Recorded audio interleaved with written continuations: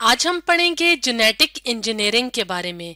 तो अगर हम बात करें जेनेटिक इंजीनियरिंग की, तो ये बायोटेक्नोलॉजी की एक टेक्निक है जिसमें के क्या किया जाता है, जिसमें जेनेटिक मॉडिफिकेशंस की जाती हैं, यानी डीएनए को मॉडिफाई किया जाता है या चेंज किया जाता है। और डीएनए क्या है? डीएनए लिविंग ऑर्गेनिजम्स का जेनेटिक मटेरियल है, यानी उनका जीनोम बनाता है। तो अगर हम बात करें डीएनए की कि डीएनए क्यों जरूरी है और इसको जेनेटिक मटेरियल क्यों कहा जाता है, तो अगर हम यहाँ पे देखें तो यहाँ पे हमें एक प्रोसेस नजर आ रहा है जिसको कहते हैं सेंट्रल डॉग्मा ऑफ लाइफ। तो इसमें हमें क्या मिल रहा है? डीएनए से मिल रहा है आरएनए का मॉलिक्यूल, और आरएनए ट्रांसलेट होती है मुख्तलिफ किस्म की प्रोटीन्स में। इस बात का ये मतलब है कि डीएनए के ऊपर किसी भी ऑर्गेनिज्म की कंप्लीट इंफॉर्मेशन होती है। तो जब डीएनए एक खास किस्म के प्रोसेस से आरएनए बनाता है, आरएनए भी क्या है? जेनेटिक मटेरियल है। तो इस प्रोसेस को ट्रांसक्रिप्शन का प्रोसेस कहते हैं। और जब आरएनए ट्रांसलेट करती है प्रोटीन्स में, तो इस सारे प्रोसेस को सेंट्रल डॉग्मा ऑफ लाइफ कहा जाता है। तो जेनेटिक इंजीनियरिंग में क्या किया जाता है? जेनेटिक इंजीनियरिंग में किसी भी ऑर्गेनिज्म का जो डीएनए होता है उसको मॉडिफाई किया जाता है, यानी उसको चेंज किया जाता है। और बेसिकली इस प्रोसेस में क्या होता है कि डीएनए का जो पार्ट होता है जिसको जीन्स कहते हैं, उसको इंट्रोड्यूस किया जाता है किसी और ऑर्गेनिज्म में, यानी जो जीन ऑफ इंटरेस्ट होती है किसी भी कैरेक्टर के लिए, उसको किसी दूसरे ऑर्गेनिज्म में इंट्रोड्यूस करवाया जाता है जेनेटिक इंजीनियरिंग की मदद से। तो जीन क्या होता है? जीन सेगमेंट ऑफ डीएनए होता है। और इस सेगमेंट के ऊपर कौन सी इंफॉर्मेशन होती है? इस सेगमेंट के ऊपर स्पेसिफिक किस्म की प्रोटीन की इंफॉर्मेशन होती है। यानी जब डीएनए से आरएनए बनता है तो डीएनए के ऊपर जो जीन्स मौजूद होती हैं, तो वो उनके ऊपर उन हर जीन में स्पेसिफिक प्रोटीन के लिए इंफॉर्मेशन होती है। और प्रोटीन्स क्या हैं? प्रोटीन्स लिविंग ऑर्गेनिज्म की बॉडी का स्ट्रक्चरल पार्ट भी हैं, इसके अलावा फंक्शनल मॉलिक्यूल्स भी हैं। यानी जो लिविंग ऑर्गेनिजम्स की बॉडी जो मॉलिक्यूल्स बनाते हैं उनमें सबसे ज्यादा कौन से मॉलिक्यूल्स होते हैं? Protein molecules. इसके अलावा बॉडी के अंदर जो काफी ज्यादा फंक्शंस होते हैं उसमें भी प्रोटीन अपना रोल प्ले करती है। तो इस बात का ये मतलब है कि पूरे के पूरे ऑर्गेनिज्म की जो इंफॉर्मेशन होती है वो किसके ऊपर होती है? जीनोम के ऊपर। तो जेनेटिक इंजीनियरिंग जो टेक्निक है ये मॉडर्न बायोटेक्नोलॉजी के अंदर शामिल है। इससे पहले ओल्ड बायोटेक्नोलॉजी की टेक्निक में भी मुख्तलिफ किस्म के प्रोडक्ट्स बनाए जाते थे, और वो प्रोडक्ट्स जो थे वो ह्यूमन बीइंग की वेलफेयर के लिए होते थे, यानी कि ह्यूमन बीइंग के फायदे के लिए होते थे। फॉर एग्जाम्पल अगर हम फर्मेंटेड प्रोडक्ट्स की बात करें, यानी ओल्ड बायोटेक्नोलॉजी में जो टेक्निक इस्तेमाल होती थी उसको फर्मेंटेशन का प्रोसेस कहते थे। तो फर्मेंटेशन के प्रोसेस के नतीजे में जो प्रोडक्ट्स मिलती थी उसमें मुख्तलिफ किस्म के बेवरेजेस, यानी जो अल्कोहलिक ड्रिंक्स वगैरह हैं, इसके अलावा योगर्ट यानी दही, चीज यानी पनीर, विनेगर यानी सिरका और ब्रेड वगैरह बनाए जाते थे। तो ये सब फर्मेंटेशन के प्रोसेस से मुमकिन होता था, और फर्मेंटेशन के प्रोसेस में भी माइक्रो ऑर्गेनिजम्स को इस्तेमाल किया जाता था। तो फर्मेंटेशन के प्रोसेस में माइक्रो ऑर्गेनिजम्स की मदद से मुख्तलिफ किस्म की प्रोडक्ट्स बनाई जाती थी। लेकिन बहुत स्टार्ट में जो फर्मेंटेशन का प्रोसेस था उसके बारे में साइंटिस्ट ये नहीं जानते थे कि इस प्रोसेस में माइक्रो ऑर्गेनिजम्स मदद देते हैं। लेकिन जैसे जैसे वक्त गुजरता गया और माइक्रो ऑर्गेनिजम्स वगैरह की डिस्कवरी हुई, माइक्रो ऑर्गेनिजम्स पे ज्यादा से ज्यादा काम हुआ, तो इन्हीं माइक्रो ऑर्गेनिजम्स को बायोटेक्नोलॉजी की फील्ड में इस्तेमाल किया जाता था एंटीबायोटिक्स वगैरह की प्रिपरेशन के लिए। और ये सारी जो प्रोडक्ट्स बनाई जाती थी ये किसके लिए थी? ये ह्यूमन बीइंग्स की वेलफेयर के लिए थी। तो इसी तरह ये जो जेनेटिक इंजीनियरिंग है जो कि मॉडर्न बायोटेक्नोलॉजी के अंडर आती हैं, तो ये जो सारी टेक्निक्स हैं इससे जो प्रोडक्ट्स बनाई जाती हैं इसका बेसिक मकसद है ह्यूमन बीइंग्स को ज्यादा से ज्यादा एडवांटेज देना, यानी ऐसे प्रोडक्ट्स तैयार करना जिससे ह्यूमन बीइंग्स को ज्यादा से ज्यादा एडवांटेज मिल सके। तो जैसे जैसे वक्त गुजरता गया और जो जीनोम था या जो जेनेटिक मटेरियल था उसके बारे में डिस्कवरीज हुई, डीएनए वगैरह डिस्कवर हुआ, इसके बाद डीएनए के ऊपर काम करना शुरू हुए जब साइंटिस्ट, तो बायोटेक्नोलॉजी में भी ज्यादा से ज्यादा एडवांसमेंट्स आती गई और ओल्ड बायोटेक्नोलॉजी से मॉडर्न बायोटेक्नोलॉजी की टेक्निक्स जो हैं वो डिस्कवर हुई। तो अभी भी जो ओल्ड बायोटेक्नोलॉजी की टेक्निक्स हैं जैसे कि फर्मेंटेशन वगैरह का प्रोसेस, तो उनसे ये प्रोडक्ट्स बनाए जाते हैं। लेकिन अगर हम बात करें जेनेटिक इंजीनियरिंग की, तो जेनेटिक इंजीनियरिंग का जो प्रोसेस था वो स्टार्ट हुआ 1970s में। और ये कैसे स्टार्ट हुआ, जब साइंटिस्ट्स ने पहली बार डीएनए को फ्रैगमेंट्स में कट किया और फिर उनको यानी मुख्तलिफ ऑर्गेनिज्म से डीएनए लेके उनको ज्वाइन किया। तो ये था बेसिक प्रिंसिपल जेनेटिक इंजीनियरिंग का।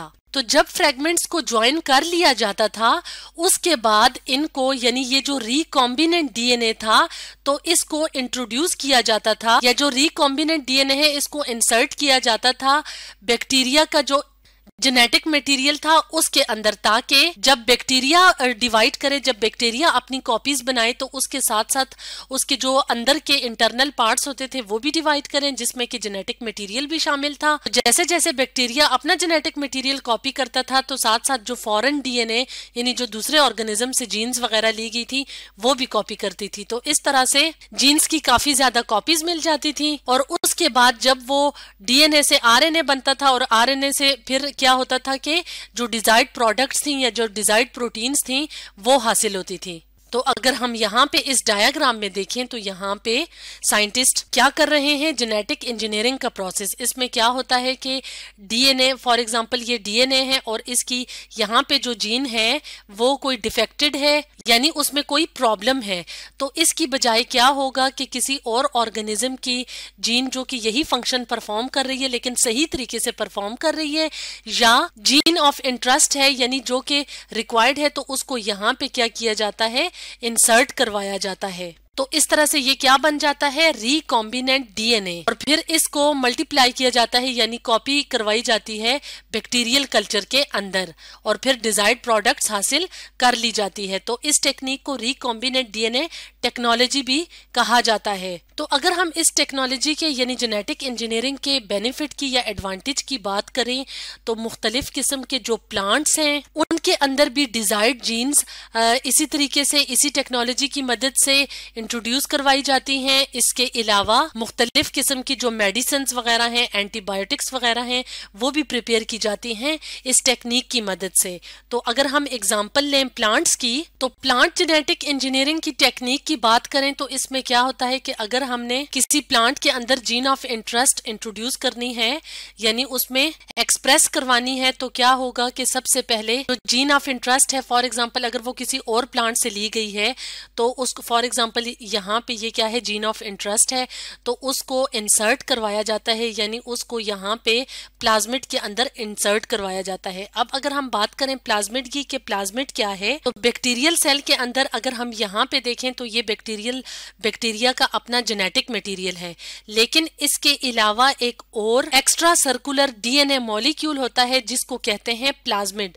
तो प्लाज्मिड के अंदर ये खुसूसियत होती है कि ये अपने अंदर इंसर्ट करवा सकता है फॉरेन जीन यानी किसी भी ऑर्गेनिज्म की जीन को यहाँ पे किसी पॉइंट पे एडजस्ट किया जा सकता है। तो एग्रोबैक्टीरियम क्या है, बैक्टीरिया की एक स्पीशी है जो कि यहाँ पे इस्तेमाल हुई है। अब इस प्लाज्मिड के अंदर जब फॉरेन जीन इंसर्ट हो गई है तो इसको क्या कहते हैं, रिकॉम्बिनेंट डीएनए, क्योंकि इसके अंदर बैक्टीरिया का अपना डीएनए भी है और इसके अलावा फॉरेन जीन या फॉरेन डीएनए भी मौजूद है। अब ये जो रिकॉम्बिनेंट डीएनए है तो या तो गोल्ड पार्टिकल्स और माइक्रो प्रोजेक्टाइल गन की मदद से डायरेक्टली इसको क्या किया जाता है, प्लांट के सेल के अंदर जिसमें के उस जीन को हमने इंट्रोड्यूस करवाना है या जाहिर करवाना है, तो उसको डायरेक्टली उस प्लांट सेल के अंदर इंजेक्ट कर दिया जाता है यानी दाखिल करवा लिया जाता है।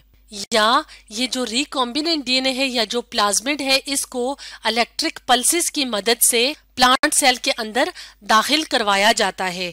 अब जब इसके अंदर यानी प्लांट सेल के अंदर जीन ऑफ इंटरेस्ट यानी किसी भी दूसरे प्लांट से जो जीन थी वो उसको इंट्रोड्यूस कर दिया है इस प्लांट सेल के अंदर, अब इसको क्या कहेंगे, ट्रांसफॉर्म्ड प्लांट सेल। अब इसको क्या करेंगे, इस प्लांट सेल को सेल कल्चर के अंदर रखेंगे, यानी सारी न्यूट्रिशंस वगैरह प्रोवाइड करेंगे ताकि ये ग्रो कर सके और डिवाइड कर सके। और उसके बाद क्या होगा कि ये जो प्लांट सेल है ये रीजेनरेट करेगा, यानी रीग्रो करेगा, और उससे क्या हो जाएगा, पूरे का पूरा प्लांट बन जाएगा। अब इस प्लांट के अंदर किसी भी खास कैरेक्टर के लिए या किसी भी खास ट्रेट के लिए जो हमने जीन इंट्रोड्यूस करवाई थी, अब वो जीन इस प्लांट के अंदर मौजूद है। और किसकी हेल्प से मौजूद है, प्लांट जेनेटिक इंजीनियरिंग टेक्नोलॉजी की मदद से। एक और इम्पॉर्टेंट एप्लीकेशन की बात करें जो कि जेनेटिक इंजीनियरिंग की मदद से मुमकिन है, और वो है इंसुलिन प्रोडक्शन।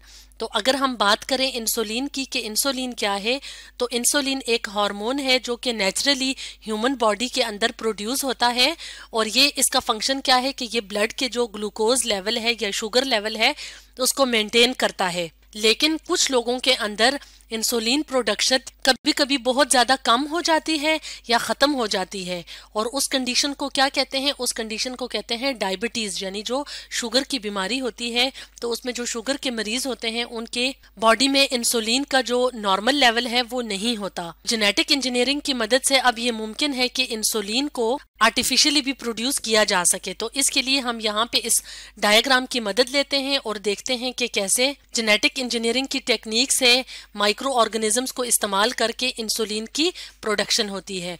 तो इसमें क्या होता है कि एक जो हेल्दी यानी जो सेहतमंद इंसान होता है जिसके अंदर इंसुलिन की प्रोडक्शन होती है, तो उस हेल्दी ह्यूमन के सेल को लिया जाता है और उसके अंदर से जो जीनोम होता है उसके अंदर जो इंसुलिन की जीन होती है उसको अलग किया जाता है। अब उसको अलग करके उसको इंट्रोड्यूस किया जाता है प्लाज्मिड के अंदर। और प्लाज्मिड कहाँ से आता है, प्लाज्मिड आता है बैक्टीरियल सेल से। अब ये वाला जो डीएनए है ये क्या बन गया है, ये रिकॉम्बिनेंट डीएनए बन गया है। इस रिकॉम्बिनेंट डीएनए या रिकॉम्बिनेंट प्लाज्मिड को इंट्रोड्यूस किया जाता है दोबारा से बैक्टीरियल सेल के अंदर। अब ये बैक्टीरिया क्या बन गया है, ये बैक्टीरिया बन गया है ट्रांसजीनिक बैक्टीरिया, क्योंकि इसके अंदर अपना जेनेटिक मटेरियल भी है और फॉरेन जीन भी है, यानी किसी दूसरे ऑर्गेनिज्म की जीन भी है। और यहाँ पे किसकी जीन है, इंसुलिन की जीन है जो कि ह्यूमन सेल से ली गई है।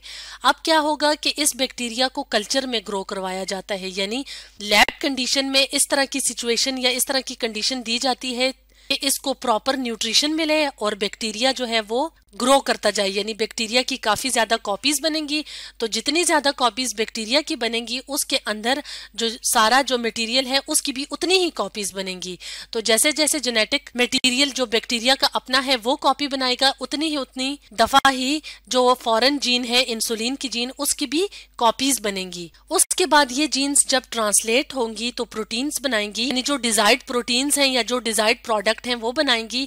तो यहाँ पे क्योंकि ये इंसुलिन जीन थी इसलिए क्या हुआ कि इंसुलिन की जीन ने ट्रांसलेट होके इंसुलिन बनाई। और इंसुलिन भी क्या है, बेसिकली एक प्रोटीन होती है। तो अब इस कल्चर से इंसुलिन को अलग करके इसको पैक किया जाता है और ये मार्केट में अवेलेबल होती है और ये इंजेक्शंस डायबिटीज के पेशेंट्स को दिए जाते हैं। तो इस तरह से जेनेटिक इंजीनियरिंग जो कि बायोटेक्नोलॉजी की एक टेक्निक है उसको ह्यूमन बीइंग्स के वेलफेयर के लिए इस्तेमाल किया जाता है। तो आज हमने पढ़ा जेनेटिक इंजीनियरिंग के बारे में।